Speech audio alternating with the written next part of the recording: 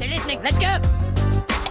California, super good to the homeless. Change California. Good morning, y'all. It's me, Lila Kitty, and I'm going to start doing this, I hope. Let's see how this works out. Just kind of trying to get myself used to just like uploading regularly, kind of just talking story and stuff about some of the questions that are in my Quora Digest in the morning when I get up and things. And so today, there was a question. I don't even know if I can get it back. Oh my goodness. The question was basically whether or not the panhandling homeless problem in a particular town in Colorado called Manitou Springs has been solved. They lived there from 2008 to 2015, and now they want to move back. And the homeless panhandling made it uncomfortable for everybody living there. And so the one thing that I just wanted to kind of point out, and this, if you are the type of person who lived somewhere for 7 years and didn't do anything about a problem as you see it, right? Putting words in everyone's mouth. It makes everyone so uncomfortable. But you actually packed up and moved. And now 4 to 5 years later, you want to go back and you're asking Quora, you're publicly asking the internet if the problem has been solved. What's wrong with you? Who do you think you are? That you moved away from a town, and in the 4 years that you've been gone, everybody else rallied together to solve the thing that you think is the problem with the town. So now there's no way of knowing why they actually moved away. So I try to not judge them for this, but just based on the content and like the tact of the question, it really sounds like they left because they were so uncomfortable by these panhandling homeless. So one of the other answers to the question, someone did mention that because it's close to a natural spring of clean water, that anyone who drinks and needs to stay hydrated to stay alive is naturally going to flock to living in that place. So I feel like they kind of tried to give them the snarky remark comment, like the reason that they're there clearly has not gone away. I was a little bit more mean in my answer. And so basically my answer consisted of what I just said, that how are you so bothered by someone asking you for money face to face, like a needy person on the street with a cardboard sign, hey, got any loose change, throw it in my little box. If that bothers you so much, but you're the kind of person that would ask about being able to move back to a town, did everybody else solve this thing that I had a problem with? Like, so I refer to it as she's waving her own cardboard sign all over the internet. So you're the kind of person that won't do anything to solve this thing that you find causes you discomfort. But you will ask the entire internet if this problem has been solved instead of going directly to people that live in the town. Like, write the mayor of Manitou Springs and ask, hey, has there been any improvement in the homeless situation? How about this? Roll back through it. Go on a road trip, get in your car, and roll back through it.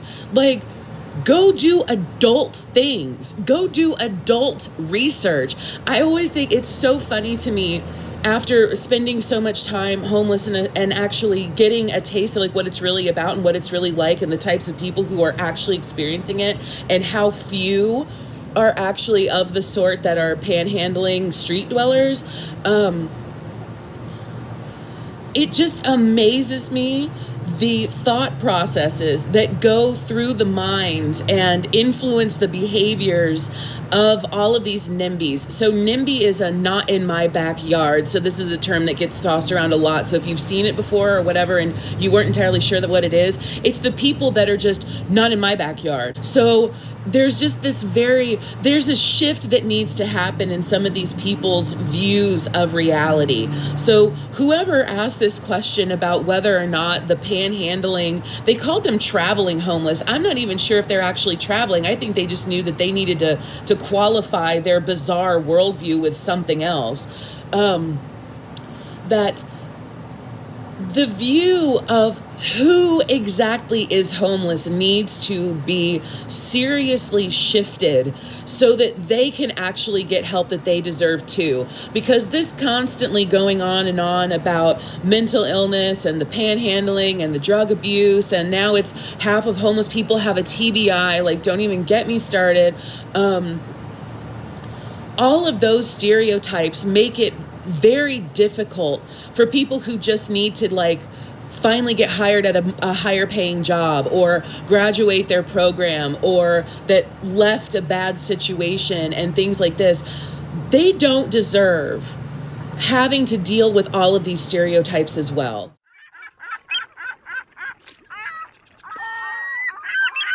If the mentality that is expressed by the idea and the motivation of this question seems normal to you, you need to seriously reevaluate the way that you think life works, the way that you think things actually get done, the way that you perceive politics, the way that you perceive your value in the whole entire cosmos.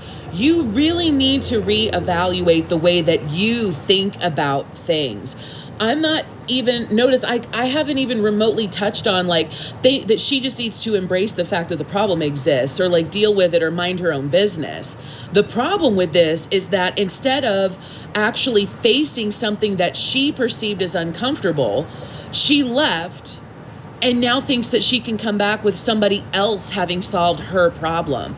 Does anybody else even actually know that you had a problem with this?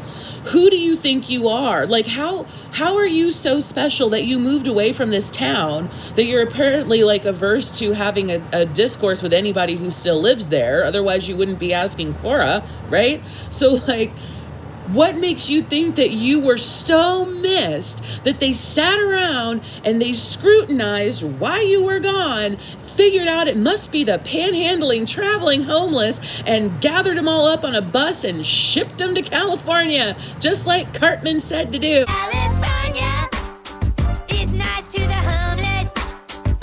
California, super cool to the homeless. Okay, this is completely ridiculous. Completely ridiculous. This is, and I try to avoid this word, but I'm going to use it. This is scary stupid. This is scary stupid.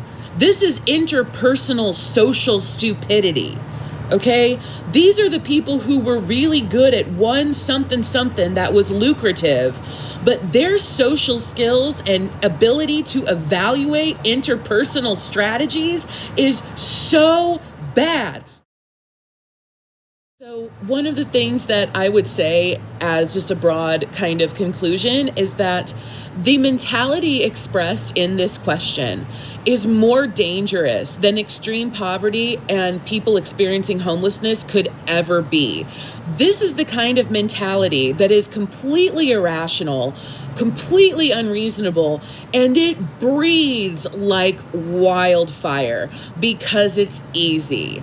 You know what? I don't think any of us were brought into this earth for it to be easy. It's not easy for anybody. And if it's easy for you, you might want to reevaluate your life choices yourself and how you've managed to remain so comfortable in a world where there's so much room for ambition and motivation and progress and change and advancement and all of these things. You know what I'm saying? Like, if your life is really that easy for you, maybe something actually needs to light a candle under your ass. And if that candle has to be being told that the way you perceive reality working only works for you in your own mind, then so be it. Okay, so I thought I would finish this up right quick because like a couple of hours ago, they actually responded to my response to their question. And I'm not going to read the whole response because just the way it begins. So let's just jump right into it. Check out my angelic light behind me, though, if you will. I did the Christmas decorating today, so there's still glitter on my face. But this is some silver tulle from Walmart tied into a bow underneath my lamp. Quite an exceptional experience on camera, I think. Okay, so anyway, has the panhandling in Manitou Springs, Colorado dissipated, ... Virginia, DC. That's the original person who asked, obviously. Okay. I live in Tokyo for work, but will be retiring in 2 years and am looking at either Dallas, where I'm from, or Manitou, .. I don't care. I don't care. And I'm not saying that to be mean or like super judgmental or anything like that. That's not my intent. It's just like, remember, like what I was saying before, that like, who do you think you are that anybody at like on Quora would actually care about the answer to this question for you? You should just do proper research. And like I said, I'm not going to read the rest of their response. I don't care, because you know what? That sort of dismissive attitude that I'm showing them is exactly the sort of dismissive attitude that people show homeless people all the time. Sorry, people experiencing homelessness. I'm really trying to break myself of the habit of putting homelessness before the people. So, anyway, God, this is my Starbucks cup full of cherry flavored bubbly, like Pepsi's brand of flavored sparkling water, and it's potent. I'll give it that. It doesn't taste bad, but it's no LaCroix. I mean, let's get real. So anyway, so my final gist on this is that there seems to be a little bit of an attitude that going forward, with this, and the way that the question is, that people seem to be under this impression that there is some kind of magical solution to homelessness, as though it's like a wound that needs some Neosporin and a Band-Aid, and then it heals up and it's gone, right? That there's some sort of just mystical solution, like legalizing murdering homeless people. Or that did someone finally come around and round them up onto a bus, like I joked about earlier? In the city of Santa Monica, lots of rich people giving change to the homeless. Change?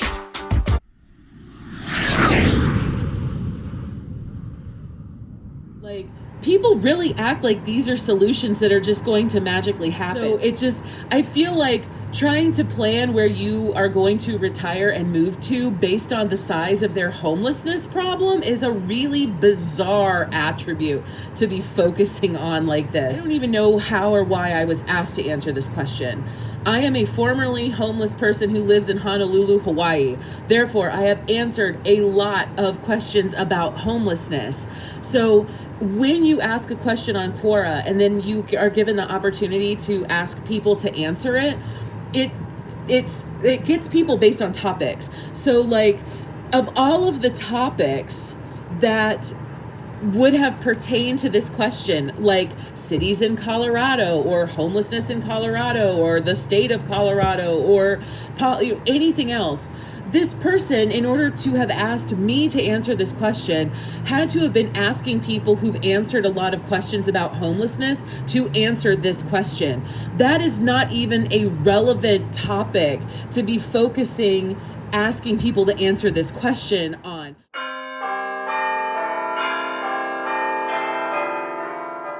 Hopefully this is all clear. Hopefully nobody hates me at this point. I don't even, I'm into having a hardcore discussion about some of these issues. If you can't handle it, then get the fuck out. I don't know what else to tell you, because at this point, people not talking about issues like this bluntly, honestly, openly, and loudly is exactly why they still exist, really. So anyway, that being said, leave your comments down below.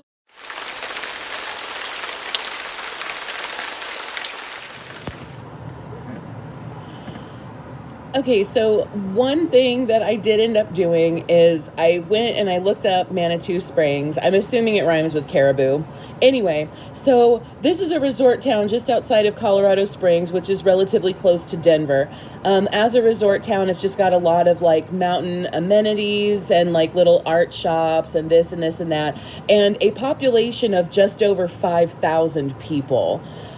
So, if I had to wager an educated guess about what's happening in Manitou, and the reason why the original querent had to specify traveling homeless is because these people are traveling from nearby Denver or Colorado Springs to Manitou Springs for the express purpose of panhandling from tourists. So, like, I can retract my previous extreme statement about do they just want people to legalize murdering the homeless and amend it to Manitou Springs could just make panhandling illegal.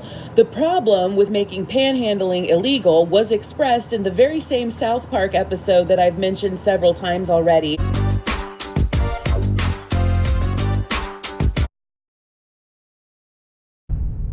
Nothing happened the way it was supposed to happen. 6 billion people on Earth when the infection hit. Dude, what are all these homeless people doing in front of your house? I don't know. Spare any change, sir? No, off! I don't get it. My dad said as long as nobody gave them money, they'd move on. He did? Well, this is bullcrap. Somebody has to be responsible. It's the end of time to occur on the 21st of December of this year. You can't be in here! No, please! I don't have any change! Honest, I don't! This year. I don't have any change! Ah, I don't have any change! There's some change! I don't have any change! I don't have any change! These are desperate times. We only have enough Change. to sustain our population till the end of the month. We're talking about the extinction of the human race. He's become one of them.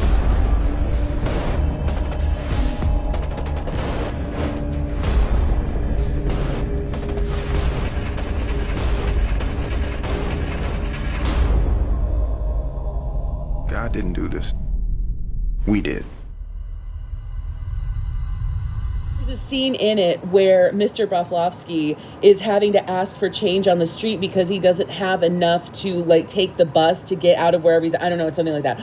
But yeah, so if you technically like, if you are like, okay, so the other day at Safeway, I went in to buy some stuff and I used to work there, so I know a lot of the people that work there. And the person who was the attendant at the self-checkout came up to, she's like, Kat, she's like, I'm 12 cents short of being able to buy this Rice Krispie treat. Like, can you give me 12 cents? If panhandling was illegal, that's panhandling. Okay, so if you want to make it illegal for somebody to be asking for money at all, like it has to be for everybody. So anything that would be legislation that would like prevent the certain behaviors that people don't like coming from homeless people. There's a piece of glitter on my nose. Okay. The problem is that you would have to just make a broad sweeping law against the particular behavior. It's a very complex issue. Like the politics makes it complex.